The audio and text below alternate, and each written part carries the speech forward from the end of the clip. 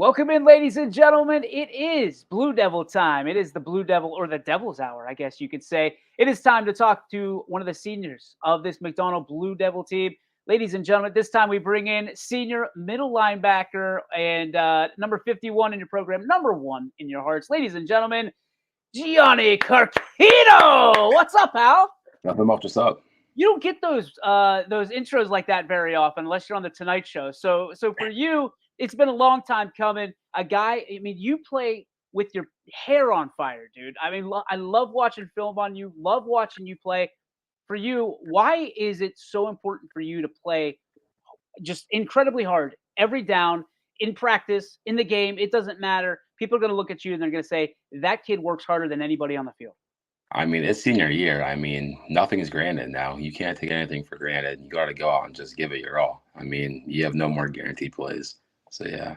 So, as a senior, you look at this and you go, okay, I've got a limited time that I can make an impact on this field, in this community.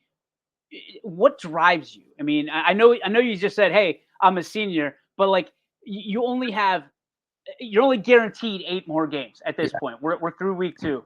Yeah. Has it hit you yet? Are you able to kind of put everything together and say, man, I got 8 games. I'm not going to let my team down. Yeah, no, I mean, all the captains, all the seniors, we've all came together with the entire team.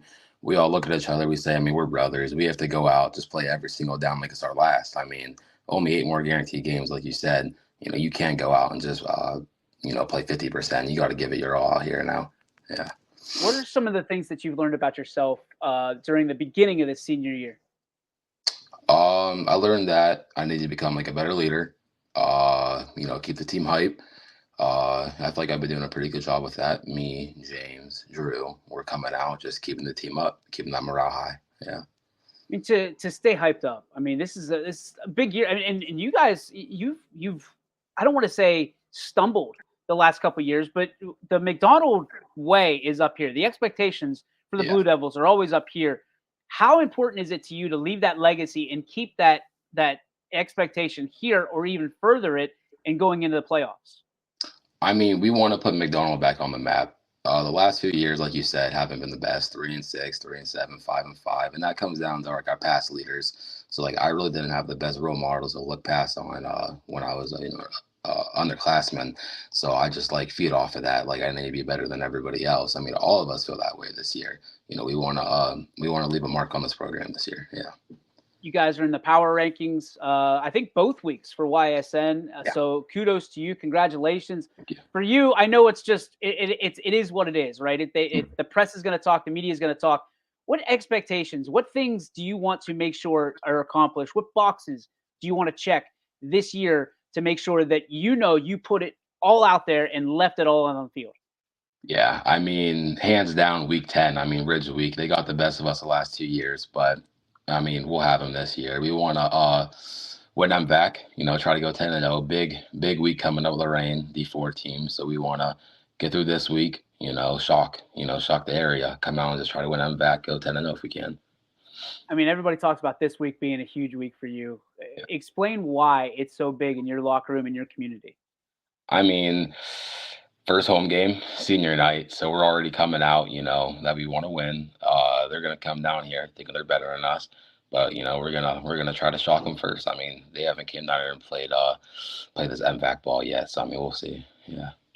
For you, I mean, you're a hit stick generator, dude. You are a video game type defensive player.